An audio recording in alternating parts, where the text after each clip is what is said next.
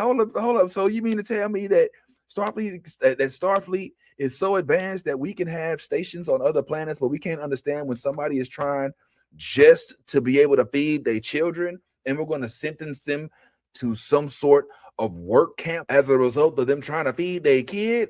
Like, that's really what we're doing?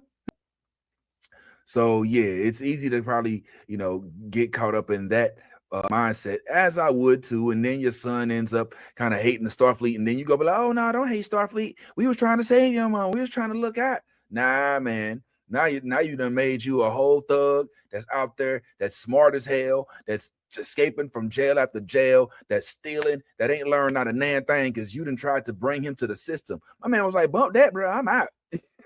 My dog, the first thing he did as a little boy, he was like, yo, go get my little toy. He went off to get the little Five Nights at Freddy's teddy bear that he had. And next thing you know, pew, he out there in the snow. Okay, now there's something endearing about this, but there's also something like you kind of roll your eyes and you like, why you had sentenced that man in the first place? Why you like what made you the authoritarian figure that says, you know what, we better for you than your own mother? Like, that part just makes you cringe, right? Like, you're like, whoa, you and the dude, and you mean to tell me that old boy, the admiral, had a say so, and he chose to not go along with what it is that you thought? Oh, and then the guilt. Oh, she's stricken with white guilt after this. Oh, I quit. I resigned my post. I don't want nothing to do with this no more. And then spent the last 15 years trying to find this dude. I don't know, man. But ultimately, this is the first couple episodes. And here's the thing.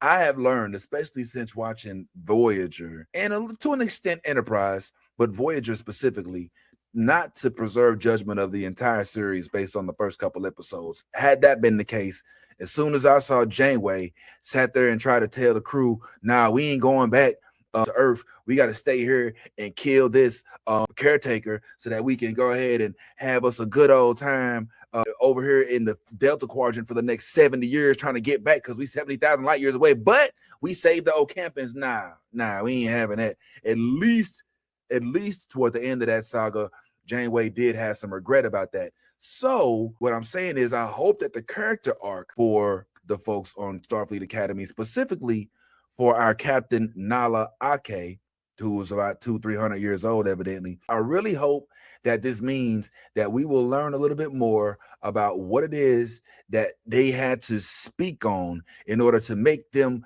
justified in making that little boy no longer able to stay with his mom. Because that's kind of crazy to me. Like, that's a hard thing to just let go. Hey, we just gonna take you from your mom. Like, literally, since when is Starfleet Academy DCF? Like, oh God, I thought we was out there to seek out new life and new civilizations and boldly go, not seek out other people's kids and hold them hostage and basically take them from the state. Like you Department of Child and Family Services. It's very Jedi-esque.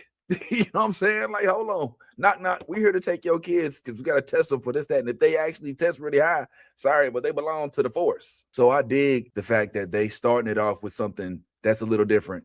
Clearly, my man, Jay is the kind of Klingon dude. Jay is this dude, which I'm very interested in seeing what his character arc is, because it looked like in this we're going to see him learn more about who he's supposed to be, who he could be, who he was. I'm interested in learning new characters. I always like learning new characters.